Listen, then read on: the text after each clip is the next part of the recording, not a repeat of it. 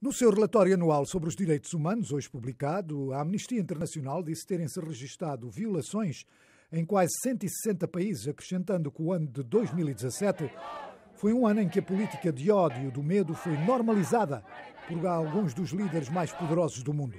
O relatório nomeou entre esses países os Estados Unidos. No que diz respeito aos PAOPs, a organização fez críticas semelhantes à situação em Angola e Moçambique.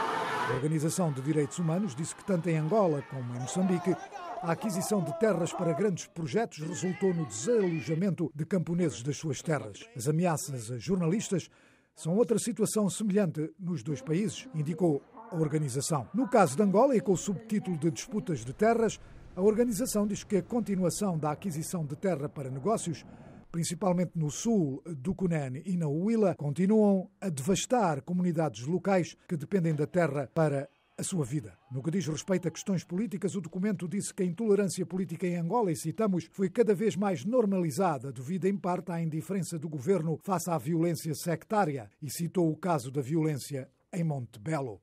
Apesar das objeções públicas da sociedade civil, o governo, disse à Amnistia Internacional, permitiu uma cultura de impunidade e o desenvolvimento de uma intolerância política violenta. A organização disse ainda que, para silenciar críticos, particularmente jornalistas e académicos, as autoridades usam, entre outros métodos, leis de difamação, restringida liberdade de expressão e acesso à informação. Para a Amnistia Internacional, novas leis de imprensa contêm elementos que restringem a liberdade de expressão, particularmente a liberdade de imprensa. No que diz respeito à liberdade de reunião, a Amnistia Internacional acusou as autoridades angolanas de, citamos, frequentemente se recusarem a permitir manifestações pacíficas, apesar da autorização prévia não ser necessária. O problema das terras, como dissemos, é também mencionado no caso de Moçambique, em que a Amnistia Internacional diz que, citamos, a insegurança alimentar se aprofundou porque a aquisição de terras em larga escala para atividades mineiras forçou pessoas a abandonar a terra de que dependiam para a subsistência. A organização disse que se continuam a registrar casos de intimidação e ataques contra pessoas que expressaram pontos de vista dissidentes ou críticos e exemplificou com casos de agressão e intimidação contra jornalistas.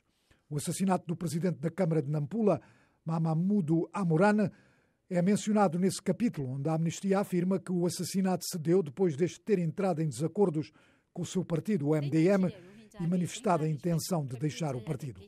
A organização disse ainda que em Moçambique cerca de 300 mil pessoas com albinismo foram discriminadas e ostracizadas.